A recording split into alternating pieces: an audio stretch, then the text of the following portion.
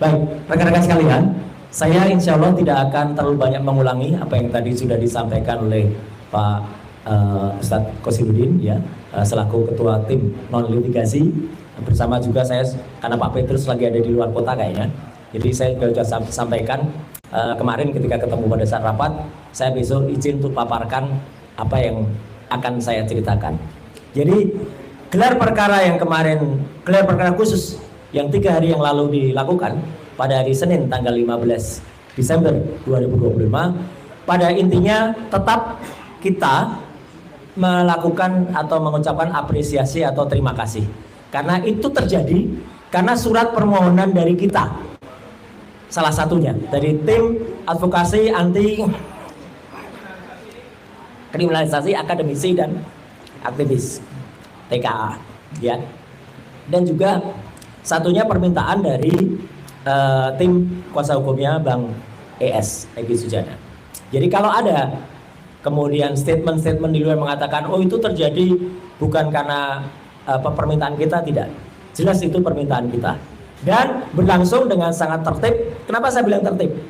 Karena orang-orang yang tidak punya legal standing sebenarnya sudah diminta keluar, dengan kata yang lebih halus, diusir.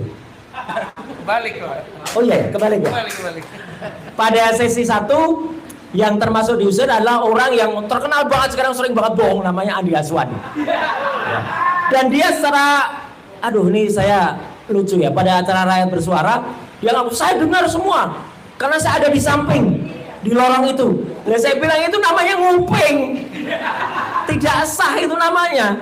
Dia harusnya malah terkena pelanggaran. Karena apa? Karena dia nggak sah nguping, udah nggak punya legal standing. Akhirnya dia ngaku saya penasehatnya Pradi Bersatu atau apa gitu. Apapun urusannya. Pada sesi kedua yang saya lihat langsung pun, ya, orang namanya Boy Kano itu ketua Pradi Bersatu pun kalau tidak diundang, tidak ada nama dia di dalam daftar list yang ada di Pak Kabid Wasidik, ya disuruh keluar. Dia nunjukkan surat tugas, ini surat tugas saya selaku ketua. Loh, surat tugas selaku ketua kan tidak untuk acara itu. Jadi itu sama saja kita naik motor, kemudian tetap salah ya, naik motor terus kita nggak punya SIM C, tapi punyanya SIM A, tetap salah. SIM A itu untuk roda 4, motor roda 2, itu analoginya kayak gitu. Jadi tetap salah. Dia punya surat tugas tapi bukan untuk acara itu. Nah kalau ini saya bantu ya Pak Kosidudin. Kalau ada orang di sesi lain kemudian di acara lain mengatakan Pak Ustadz Kosidudin nggak ada di sesi kedua, memang nggak ada. Karena beliau tahu pasti kapan tugas dan tanggung jawabnya.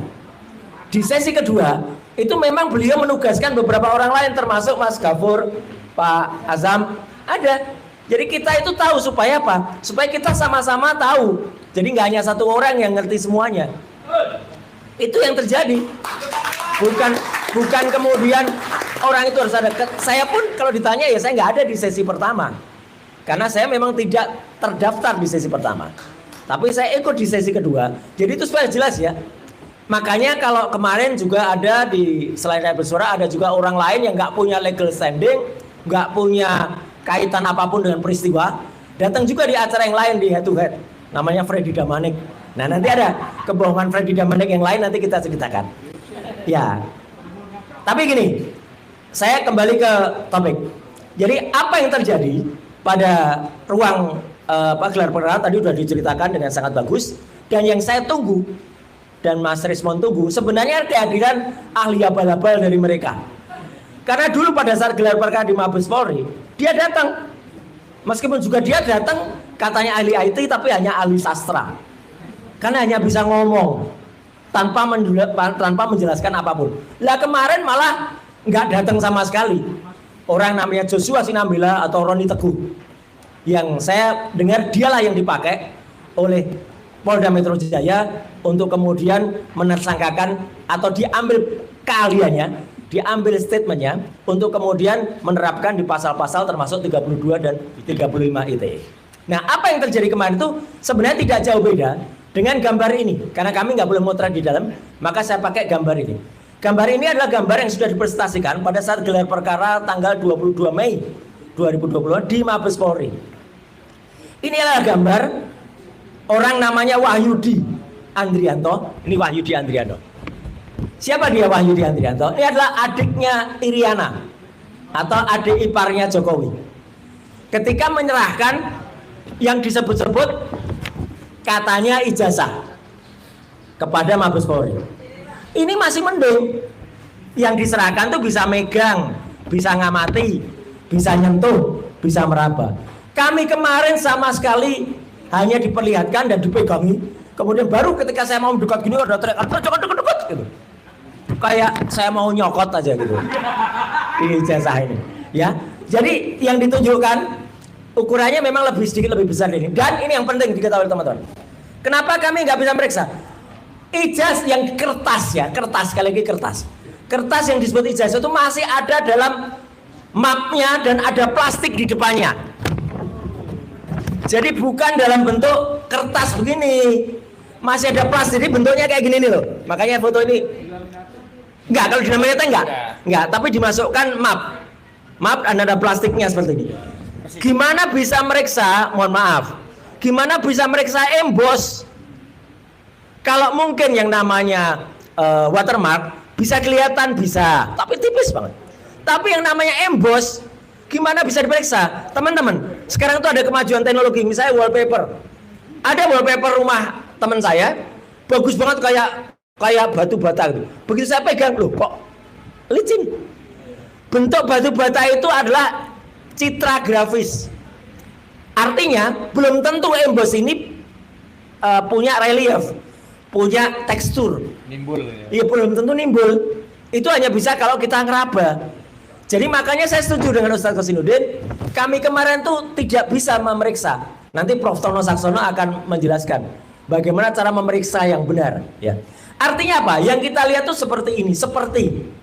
Dan saya langsung begitu lihat, saya tidak langsung kemudian harus mikir, enggak. Langsung saya dalam hati dan juga saya bunyikan kecil kepada Mas Rismon dekat saya, palsu. Kenapa saya bisa memastikan itu palsu? Fotonya sangat kontras seperti ini. Teman-teman semua, foto ini, ijazah ini kan seolah-olah yang dikatakan dicetak tahun 1985. Saya tantang sekarang teman-teman semua. Coba kita cari foto kita di rumah yang usianya sudah 40 tahun. Bentuknya kayak apa? Tidak akan ada yang kontras kayak gini. Nah ini saya ingin tunjukkan kalau saya suami yang sayang ke istri ya. Apa ciri khas suami sayang ke istri? Di dalam dompetnya ada foto istri. Nah, ini aja sudah kabur. Maaf, kecil banget ya. Ini aja udah kabur, padahal ini tahun 90-an foto ini. Ini juga, ini tahun 90-an aja fotonya sudah kayak gini. Jadi artinya, kenapa ini terjadi? Bapak dan Ibu semuanya, teman-teman media, saya terpaksa harus ngaku. Saya selain hobi komputer, awalnya saya itu tukang potret. Bukan hanya tukang potret, tukang cetak foto. Jadi dulu di rumah saya yang lama, di Pakualaman, saya memiliki laboratorium fotografi, laboratorium cuci cetak. Jadi bukan hanya soal nyetak, tapi Prof. Tono nanti mungkin juga bisa sangat mengerti yang saya ceritakan. Dulu kalau kita abstrak foto, ya bukunya abstrak foto itu klise itu ditaruh di atas enlarger. Dari enlarger, kertas fotonya nggak bisa langsung dibuka, langsung gosong dia. Ada kamar namanya dark room, kamar gelap, disinari dengan lampu merah. Kenapa merah? Karena intensitasnya dia nggak akan rusak kertas itu. Ini detail saya ceritakan. Kemudian kertas foto setelah disinari, dia dimasukkan developer, pengembang. Setelah itu pakai kayak sendok tapi sendoknya kayu, dia diputar-putar supaya dia ngefix, namanya fixer. Setelah itu digantung, pelan-pelan baru keluar citra gambarnya. Itu murni Violi chemis, sangat kimiawi. Usianya tidak lama, biasanya di atas 10-20 tahun. Setelah itu memudar. Buktinya ada pada ijazahnya Mas Resmon. Resmon tuh ijazahnya baru 23 tahun yang lalu. Itu pun fotonya sudah hilang. Sudah jadi Rasman. Enggak, jadi respon ya. Gitu. Nah, ini bukti, maaf nih saya tunjukkan karena kemarin media banyak tanya, buktinya apa kalau Roy Suryo tuh dulu tukang potret? Nih, ini kejadian 30 tahun yang lalu di Gedung Sabta Pesona tahun 1985. Jelek-jelek gini teman-teman semua, saya dulu juara 1 lomba foto nasional. Juara 1, juara 2-nya siapa? Namanya Mas Agus Surono.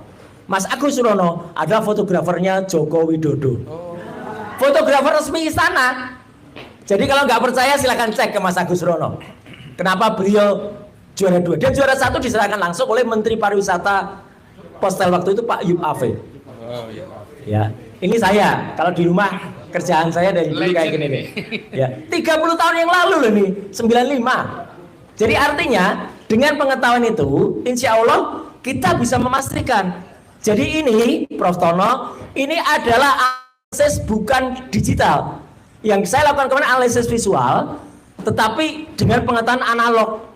Kalau analog harusnya apa? Ya ijazah ini harus diuji dengan carbon dating namanya. Fotonya dicek, dites, jadi preparat dia diletakkan di mikroskop, dilihat teksturnya. Itu mohon maaf, itu pun yang saya lakukan terhadap ketika saya menganalisis foto mantan Presiden Abdul Rahman Wahid. Ketika ada foto dengan seseorang waktu itu, ya.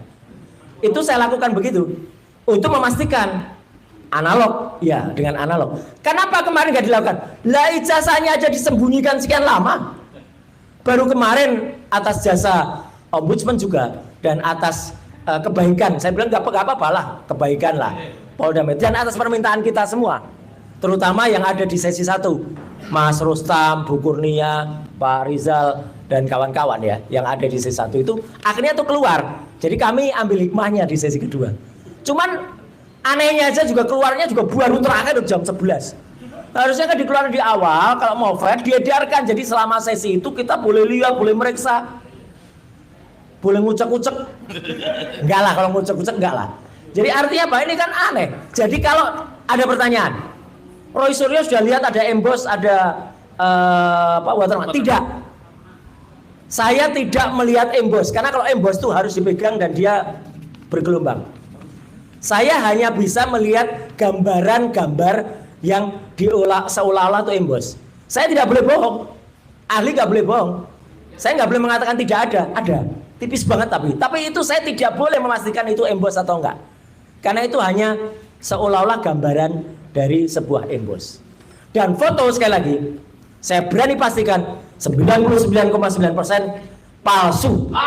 Kalau ini dikatakan dicetak di tahun 85, tidak mungkin hasil foto kualitasnya seperti ini. Dan masih tetap ada ciri-ciri di mana ini adalah ada garis di pinggir, reprinting lagi, ada kayak cacat ini. Dan kenapa? Kalau mau fair, keluarkan dari plastiknya sehingga kita bisa lihat tebalnya seberapa kertas itu. Kertas itu yang ini semua sekaligus membantah apa yang sudah dilakukan atau kebohongan, setidaknya kebohongan 2 kali yang dilakukan oleh orang yang pertama nama Judi Ari saya biasanya menyebutnya. Judi Ari karena tadi sudah disebutkan tanggal Rabu 23 Juli. Konon itu disegel, ada segelnya kemarin. 24 penetapan penyegelan itu. Tapi pada hari Jumat 24 Oktober ya, orang namanya Judi Ari keluar dari rumah di Sumber Solo mengatakan itu asli. Bapak lihat asli. Tidak hanya satu orang yang bilang gitu. Semalam ada pengakuan konyol juga dari orang namanya Freddy Damanik. Dan dia mengatakan, coba putar rekamannya. Tak putar rekamannya. Tak kasihkan host waktu itu Mbak Elvira. Cuman nggak ditayangkan oleh Mbak Elvira. Karena rekaman yang itu adalah dari TV lain. Oh, gak enak ya? Gak enak. Etikanya nggak boleh. Tapi Mbak Elvira mendengarkan, iya. Karena apa? Freddy Damanik bilang, saya bilang scan. Mana ada bilang scan? Di rekamannya jelas gak ada kata-kata scan itu. Saya bersama Pak Abdul Ghafur semalam di CNN. Jadi dia tadinya bilang scan, setelah saya punya rekamannya, pucet dia. Ya, apalagi di skakmat oleh mahasiswi kemarin. Ada pertanyaan di skakmat juga oleh Mas Ghafur. Jadi kebohongan orang-orang ini jelas ada rekamannya ketika di sumber itu di stasiun TV, ada di Tribun, ada di Kompas, ada di mana. Saya memang semalam yang CNN, sayangnya dalam waktu yang sangat sempit tengah-tengah acara nggak karena udah itu di layar besar. Tapi yang jelas apa? Waktu itu mereka mengatakan melihat ijazahnya. Jokowi mempertunjukkan ijazahnya tanggal 24 Oktober. Padahal katanya itu sudah disita tanggal 23 Juli. Jadi yang ditunjukkan itu apa? Tambah lagi orang namanya Andi Aswan menunjukkan 2 kali pada tanggal 19 dan 25 November. Dia mengatakan scan asli. Ini scan saya dapatkan langsung. Padahal itu dia hanya merubah image dari Dian Sandi. Kenapa saya bilang merubah? Karena aslinya gambar logo UGM itu segi 5. Ketika ditampilkan oleh si Andi Aswan, jadi pateng pletrot. Ini loh pateng pletrot kayak gini. Dan itu sudah saya ukur. Nih skalanya.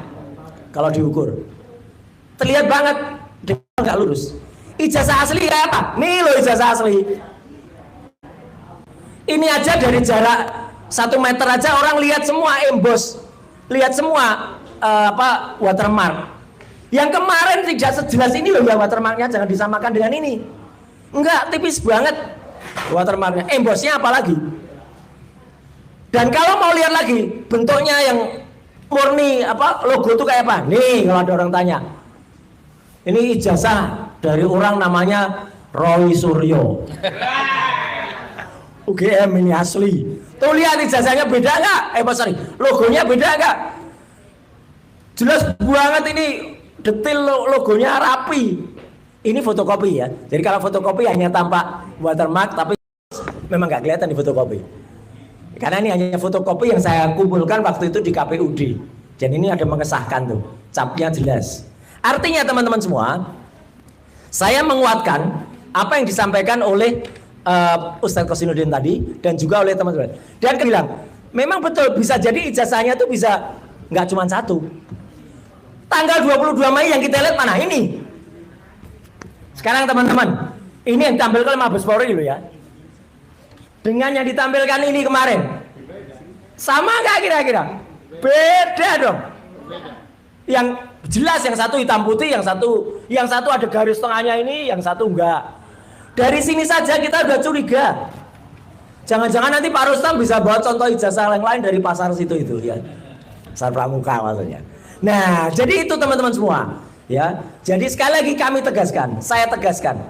Saya bersama tim advokasi, akademisi dan aktivis ya, menyatakan dengan tegas, kertas ya, kertas saya hanya bilang kertas. Sosok kertas yang disebut-sebut sebagai quote and quote ijazah yang dipertontonkan pada gelar perkara khusus kemarin adalah 99,9% palsu. Itu bukan. Ini poin baru bahan untuk teman-teman lawyer semua. Yang kedua ya, izin. Karena saat itu kami juga dipertontonkan ada 3 LP dari non Jokowi dan 1 dari Jokowi. Ya, tadi sudah dikatakan oleh Mas Kosinudin. Tapi akan saya tambahkan. Terima kasih sekali lagi LP, dan dari LP itu kita tahu bahwa siapa yang kemudian berniat jahat. Ya. Jahat itu kata-katanya cinta kepada Rangga ya di film Ada Apa Dengan Cinta. Ya Jokowi telah menyebutkan pasal-pasal itu. Memang yang disebutkan oleh salah satunya contohnya Lecumanan, memang tidak itu. Dan sekali lagi, Allah Maha Besar. Tuhan memberikan jalan. Kita tidak diperbolehkan memotret LP-nya kan. Jadi kita kan nggak bisa menghafalkan itu. Lucunya,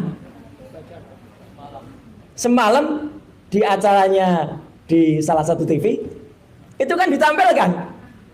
LP-nya Lecumanan itu. Iya, LP-nya Lecumanan. Iya. Disitulah. Nah, disitulah saya baca ya. CNN dan salah satu TV. Garuda ya, CNN ya. Jadi bukan saya loh ya yang membocorkan. Mereka sendiri dengan konyolnya membocorkan itu di televisi. Saya baca saja bahwa di LP yang dilaporkan oleh saudara Lecumanan yang dilaporkan telah melaporkan dugaan tindak pidana terhadap ketertiban umum Undang-Undang Nomor 1 Tahun 46. Udah dibatalkan. Makanya saya orang yang bodoh soal hukum aja. Nggak tahu. Baca ini loh, ini kok masih ditulis. Makanya MK udah mata dan pasal 160 ya, junto pasal 28 Undang-Undang ITE. Ya, ini saya pelajari ya, gitu. Dan ini pembelaan saya, teman-teman tolong bela ke-7 atau bahkan ke-11 yang lain. Yang dilaporkan itu hanya Roy Suryo dan kawan-kawan memang. Tapi kejadiannya itu adalah kejadian di Hotel JW Luansa pada hari Rabu 23 April 2025. Teman-teman ada di Hotel JW Luansa enggak? Nggak ada. Hanya saya. Tapi kenapa teman-teman ikut terlaporkan? Dan nggak diperiksa loh ya dari Luansa. Makanya. Jadi ini fakta baru ini. Saya boleh dilaporkan ini. Tapi teman-teman kok bisa masuk di sini? Sama saja dengan saya disebut-sebut hadir pada tanggal 16 April di Solo. Katanya Roy Suryo ada tapi ngumpet. Gimana bisa ngumpet? Tanggal 16 April itu saya hadir bersama para purnawirawan di Jakarta Utara. Di salah satu masjid apa itu ya? Ada tuh Bang Dul. Iya, di Jalan Musyawarah, betul. Kelapa Gading. Jadi kan ini bohong semua.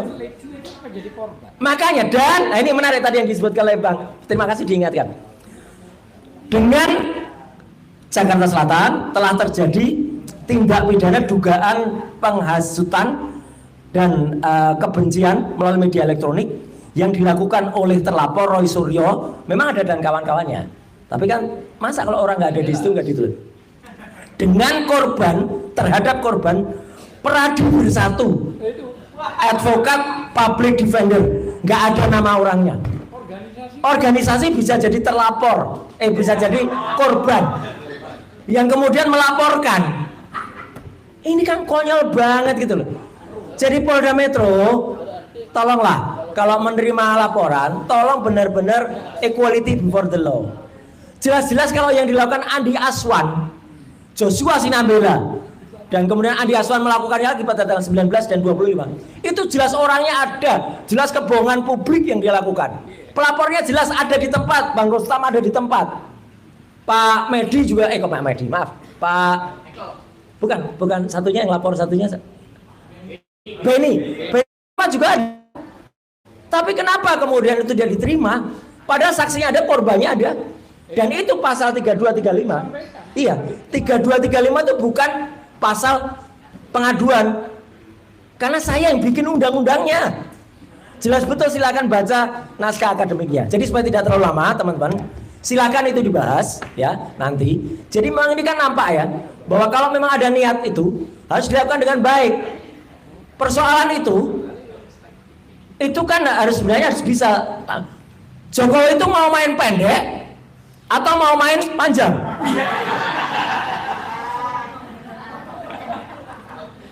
Iya kan? Mau main pendek atau main panjang? Kalau mau main panjang ya jadinya panjang, ayo. Tapi kalau mau pendek ya dia cepat gitu loh. Minta maaf aja. Dan kemudian kan kita sama dengan contohnya kaos ini. Nah, ini terakhir. Kalau ditunjukkan ini sama dengan kalau ditunjukkan ijazah. Apakah ini kita bisa memastikan kalau ini fotonya Jokowi?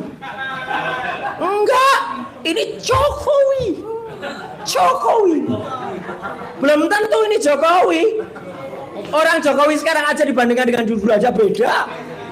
Apalagi ini. Jadi nggak salah kalau ada orang mengatakan apakah ini kita harus mengaku ini ijazah asli? Enggak. Sekali lagi, 99% insya Allah palsu. Sekian, terima kasih. Wassalamualaikum warahmatullahi wabarakatuh.